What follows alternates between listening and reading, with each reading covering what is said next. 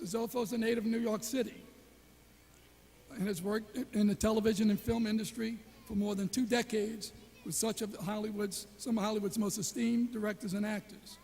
Now, New Orleans resident, he came to his senses. He produces the wildly popular CBS series NCIS New Orleans, which shoots at the University of New Orleans NIMS Center Studios in Elmwood. You didn't know it shot it out in studio. I know y'all didn't know that.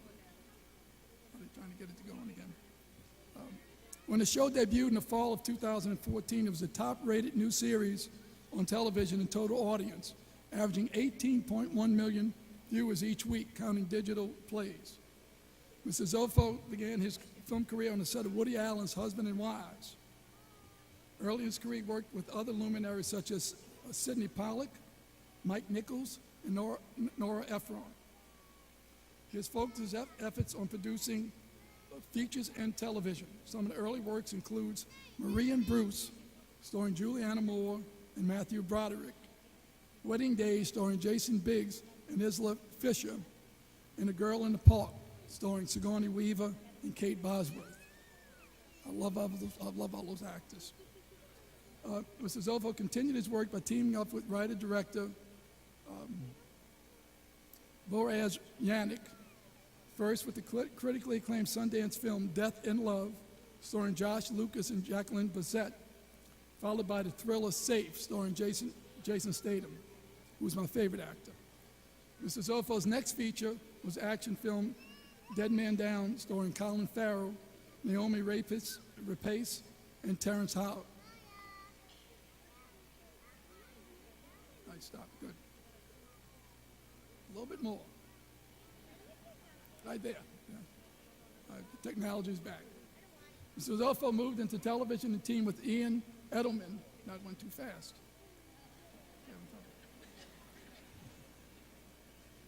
By the way, this is my last commencement and nothing's working. Okay. I had 7 other ones that worked really well. Today's not working. Okay. He teamed with Ian Edelman on the HBO series How to Make It in America, starring Luis Guzman, Brian Greenberg, Lake Bell, Victor Rassick, and Kid Cudi. You young people know who Kid Cudi is? I learned about him about 3 days ago.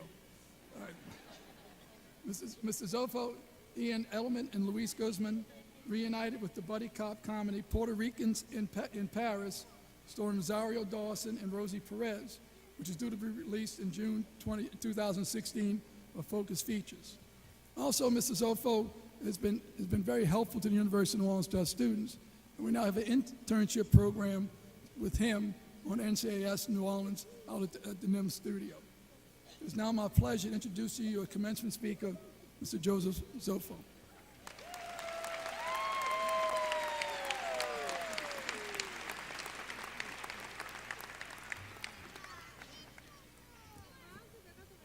How's everybody? Glad I brought my written copy too. Well, thank you, President. Hey, thanks.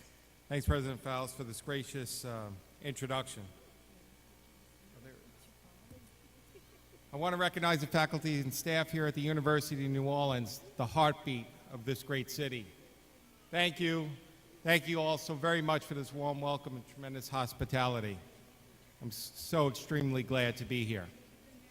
Most of all, I want to congratulate the men and women of the University of New Orleans class of 2015.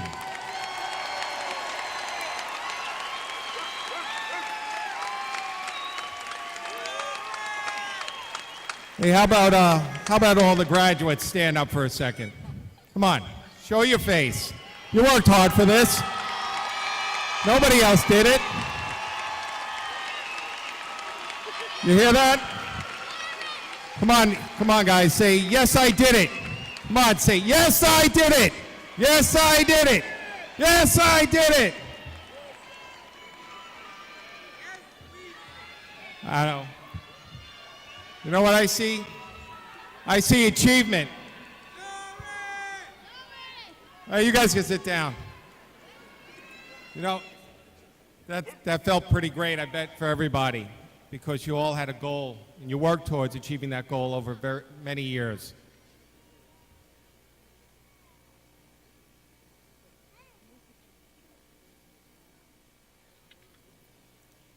It's important to have goals.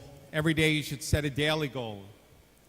And set goals for every week and for every month and every year and every 5 years, all the way to the point in your professional career that you would like to end up. Some people think that I have a pretty cool job, right? I produce movies and television shows. I'm surrounded by actors and celebrities, all the lights and the cameras, and I travel to some really great locations. And that's what got me here to New Orleans, this great location. It's pretty cool. But I didn't start out here. After college, I had a lot of odd jobs. I knew I wanted to get into the direction of film and television production, but getting a job out of college as a production assistant in film wasn't easy. I worked as a waiter, stock boy. I was even a pest control technician. And that sucked. But, you know, I had to pay the rent, the utilities. I had to pay off my student loans. And that cost money. But I was always into movies. And in college, one of my many jobs was to run the film program. And I would select movies and play them in the school theater.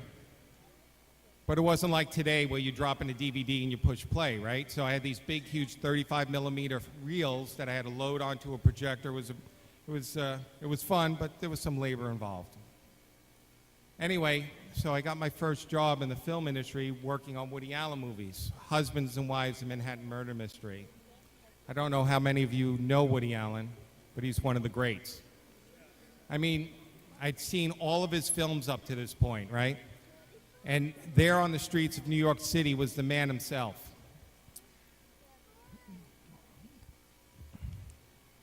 Woody Allen, I watched him work with some incredible actors like Mia Farrow and Sidney Pollack, Juliette Lewis, Liam Neeson, Diane Keaton, Angelica Houston.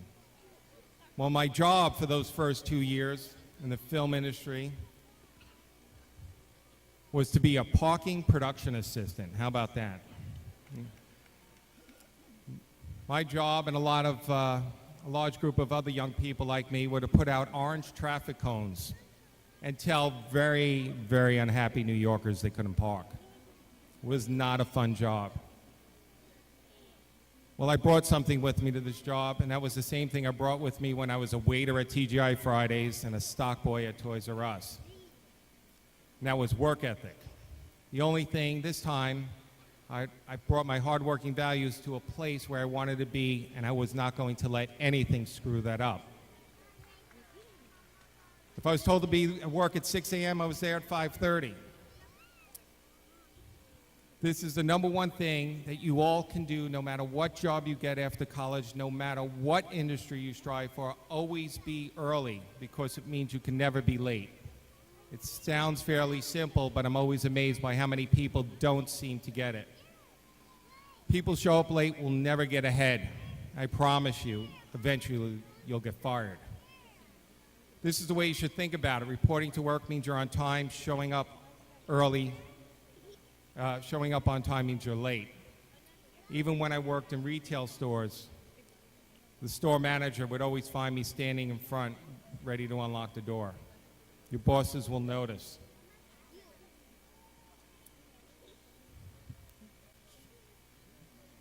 When the opportunity to move up, that someone could be you. Anyway, Woody Allen, getting back to Woody, he said 80% of life was showing up. But with today's technology, I think it's like 90%. So you have all of this information at your disposal. Recently, in an audition for NCIS New Orleans, we had this really talented actor. He ran to the audition. He arrived at the casting office at the exact moment he was supposed to be there. He came into the room. He auditioned for the director and me. He didn't get the part. Now, this guy is talented. And if he arrived early, he might have gotten the role. But he was practically catching his breath when he arrived. And he had no time to gather his thoughts. All of these things are what you need to do before a job interview or before showing up for work. Right, so I had this young lady, she came to work, she wanted to interview to be a production assistant. She got the 90% thing down. She was early. She had to wait for me to finish up what I was working on. But here's where she failed. You all have this amazing resource, the internet. You can do research in minutes right from your smartphones. When I started out, I had to go to the library and research for hours. Now you could be sitting in your car and look up everything you need to know about a potential employer. This gal said she wanted to work for me, but she knew nothing about me. I've been in this film business for 25 years, and my whole career is on the internet. And she didn't know one thing I worked on prior to NCIS New Orleans. So you got to ask, why did she want to work for me? And I asked her. She couldn't answer. This can be applied to all industries, at all levels of your career. Know the person you're meeting, know their accomplishments, know the company, know what sets them apart from the rest, and know why you want to work for them and why you want to be a part of their team. So anyway, after 2 years of moving orange traffic cones and telling angry New Yorkers they couldn't park, I got an interview to work on a movie starring Jack Nicholson and Michelle Pfeiffer and Kevin Spader. It was to be directed by the legendary filmmaker Mike Nichols. The film was called Wolf, and in 1993, the budget was $70 million. Right? Movies cost a lot. You hear about it all the time, but even back in '93, $70 million was a lot of money to make a movie. But on this big Hollywood film, the job I was interviewing for was to drive Ann Roth, the costume designer, and to be her personal assistant. Now, I got the offer on this job because of the work ethic I talked about. I always showed up early and doing everything that was expected of me and more. The way I saw it, this was an amazing opportunity. I did my research. I knew who Ann Roth was. I knew all of her beginnings, all of her work, history, and I knew she was connected to some of the most celebrated filmmakers in modern cinema. I went to the interview with Ann, and the deal was if she wanted me, I was to stay for the day. I was there at 8. At 9:15, she called the production office. I was there at 8. At 8:30, we interviewed. At 9:15, she called the office and told them that I had the job. I didn't let it show, but I was super excited. And I ran to the production office to report to the producer. Ann said to them, "You let them know that I want you back on Friday at 8 a.m. So I told that to the producer, and the producer said, "That's not in the budget. There's no way. You tell Ann you're going back on Monday." Well, I called Ann, and I didn't say that. I said, "I'll be there." I didn't get paid for the day, and $80 for me was a lot of money back then. Now, today, I would never expect anyone to work for free. But the $80 had greater value back in '93. It had greater wealth. I always made myself available, and I still do today. You're all now entering the marketplace, and you'll be looking for those jobs. Those that you're most available will have the most opportunities and will be the ones that get the most work. I'll tell you one last story, but on NCIS New Orleans, we needed 2 young people to work on a project last year. One guy said, "Any day, any time, I'm available." The other guy was unsure of his schedule. He was thinking about maybe making some plans, I don't know, go to the movies. He couldn't figure it out. Well, weeks went by and we started up our next season. We had 1 full-time position to fill. Guess who we hired? We hired the guy that was always available to the company. The University of New Orleans is a wonderful institution of learning, and one which I have developed a strong relationship with some of her professors, faculty, and UNO grads. By the way, many UNO alumni work on NCIS in New Orleans, to which the show and me personally are very fortunate to have as part of the team. One of my university friends, Kevin McLean, once said to me that we are all stars of our own movies, and this is a good point. We all have the ability to shape the outcome of our films. Maybe a way to think about it is not to start with the beginning of your film, but to know your ending first. Know where you would like to end up. If you know your goal and you work to that end, then one day you could sit with your children and bestow upon them what you learned throughout the years by beginning with Once Upon a Time. Graduates, throughout your exciting career in life that is ahead of you, take the most of every opportunity. Don't be vague or thoughtless, but live accurately and purposely. As the star of your own movie, you're going to reach the final scene. You have to reach your highest potential and accomplish that by being resolute and unswerving. You know where you're going. You're not distracted or waiting to see what happens. You are focused. You are making the most of each opportunity. And graduates, that is what's needed from all of you. You've got the knowledge, the skills honed here on the campus of UNO. You've got families up in the stands who have supported every step of the way. And most of all, you've got yourselves, the heartbeat of this institution, and the grit and the smarts that got you to this day. And if you rise above the noise of the pressures that surround you, and if you stay true to whom you are and where you've come from, if you have the faith in life's movie as well as God's plan for you, then you will keep achieving your duty to UNO family and your community. God bless you all, and I can't wait to see where your movie ends up. Thank you very much.